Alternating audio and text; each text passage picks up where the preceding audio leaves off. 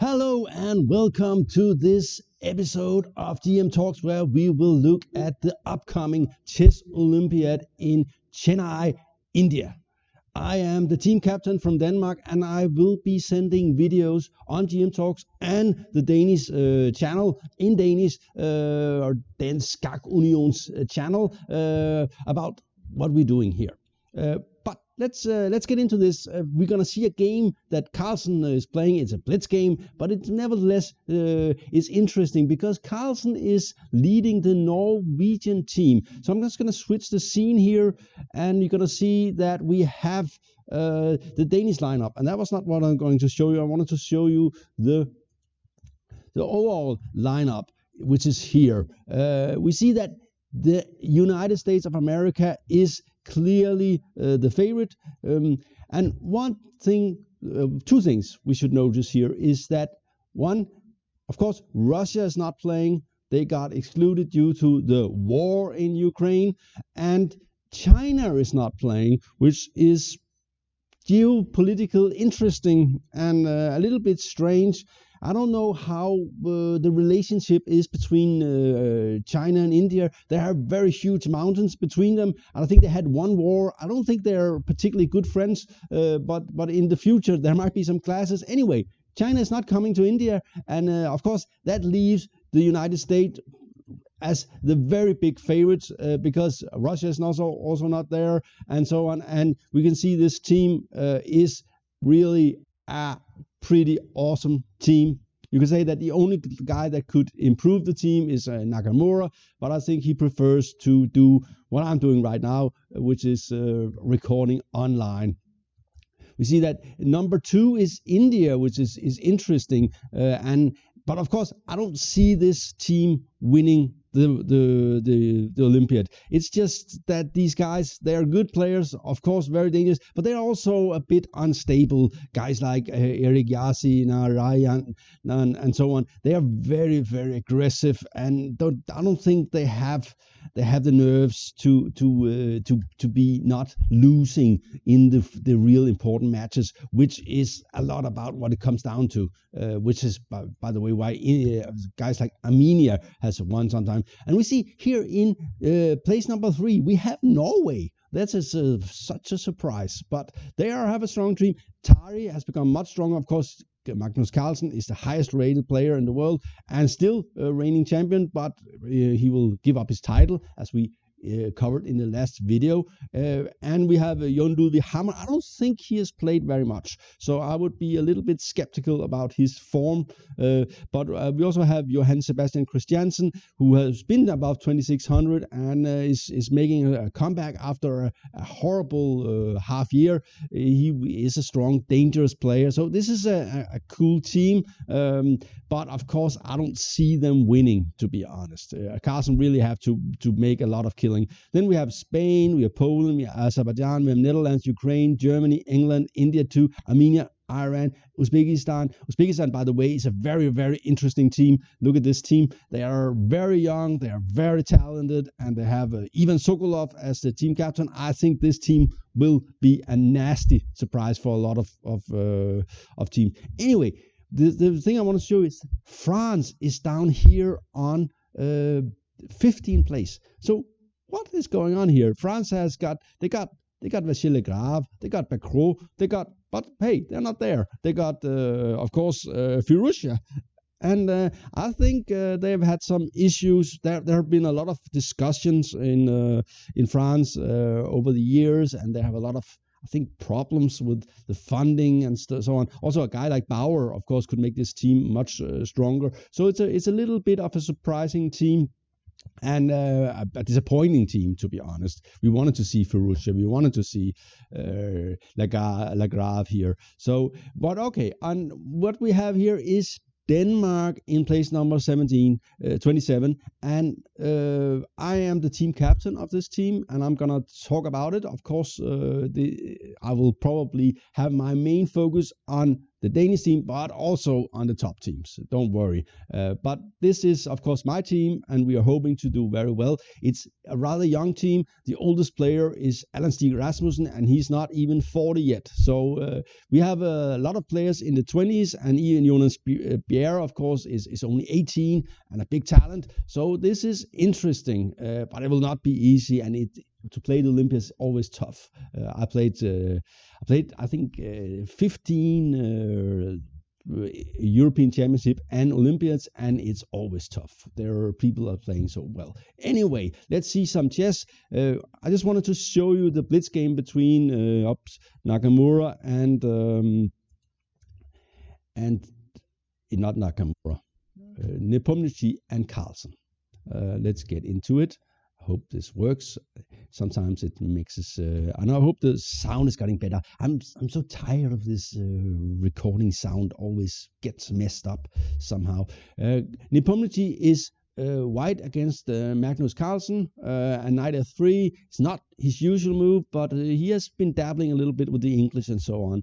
And Carlsen does this, and this is all very interesting. E5, very ambitious play from black. He's not afraid to have a King's Indian with reverse colors, and I would, to be honest, if I was Nepomniachtchi, I would go for that because, well, to have a King's Indian tempo up, and I'm not sure Carlsen is such a big connoisseur of the King's Indian. He usually prepares some weird lines. Anyway, but he goes for the c4, and we could, and d5 is also interesting. We're having a Morosi in reverse, and white plays very aggressively, trying to immediately punish black's opening. Bishop d6, all fourth, and d4, and that's a really getting very heated up very quickly here, and but okay, it also sizzles down because after this, and here, Carlsen of course just castle, sacrificing a pawn, very typical sacrifice. White will have to give up this bishop to win the pawn. It's not a bishop you really want to give up, and it will always leave some problems in the white squares. And remember, this is a Blitz game in the SuperUnited Rapid and Blitz in Croatia. Carlsen started a little bit shakily, and then in Blitz he was really heating up, and he's now leading the tournament.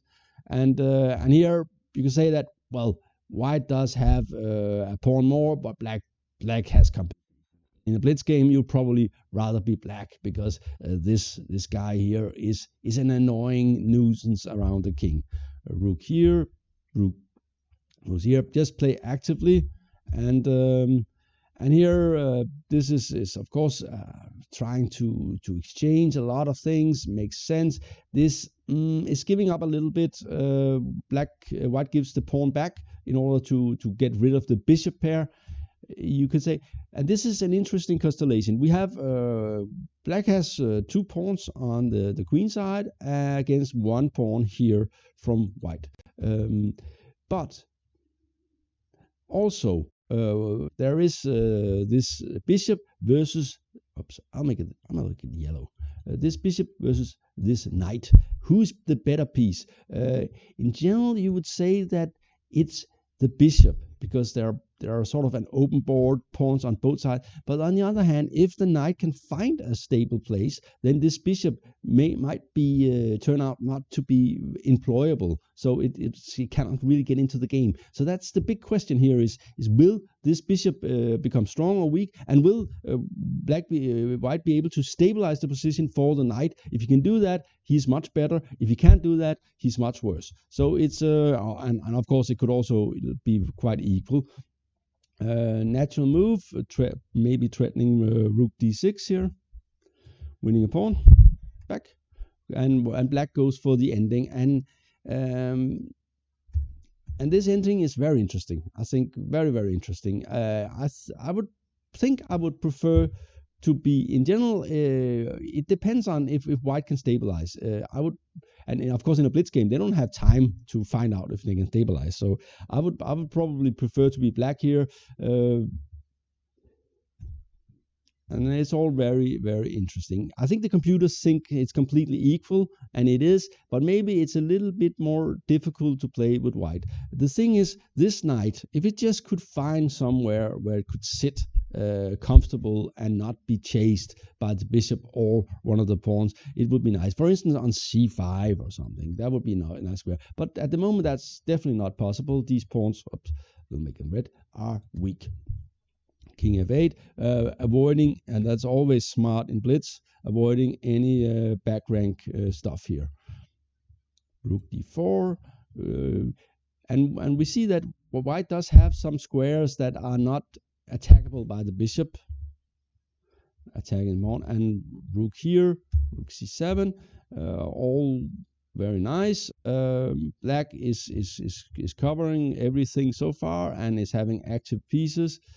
3 and c5, and that's of course obvious that black cannot just sit and wait, because if white, for instance, were able to do a king march to this square, then black might get into trouble. It's the kind of things that if white stabilizes at some point, black will have trouble. So black cannot sit; he'll have to be active, and that's also what he's doing. Attacking here, getting ready for this move. An interesting point here, and Carlsen does not want a draw. And that shows a lot about the psychology between the two players. Nepomniachtchi is simply, he's afraid of Carlsen. He's afraid of Carlsen. He would, I think, against most players, he would play for a win with white here. It's an equal position, but you can play for a win. There's no reason why you can't play for a win in this position. But against Carlsen, he doesn't believe in his chances. And of course, you're always afraid that this pawn one day will be very strong, or this pawn will be strong. But at the moment, the pawns are more weak than they're strong. And this is maybe not, it's probably okay. And still, I think white should be okay in this situation. And black is of course, if they change down to a rook ending, then it's of course not losable for white anymore. So this move is interesting, attacking here.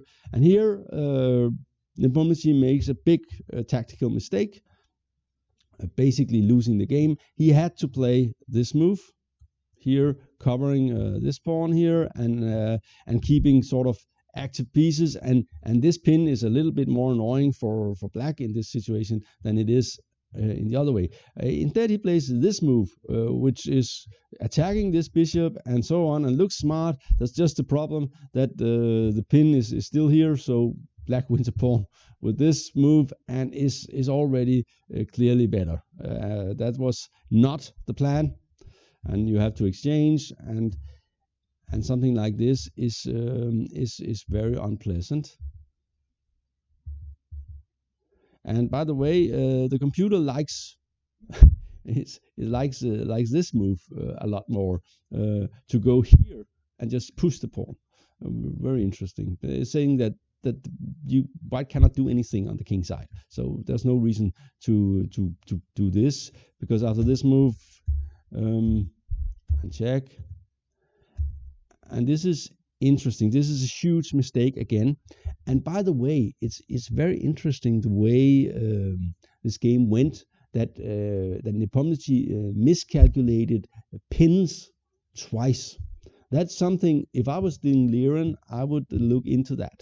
That's interesting. That looks like he has some problems with pins, because this one allows this move, trapping the rook. Knight c5, bishop c6, and oops, we have a knight and a rook that can't move. Well, you can move the knight and exchange, but the ending is clearly losing, and it definitely helps black that this pawn is controlling this one, because it's most likely he will get a pass pawn on the H file.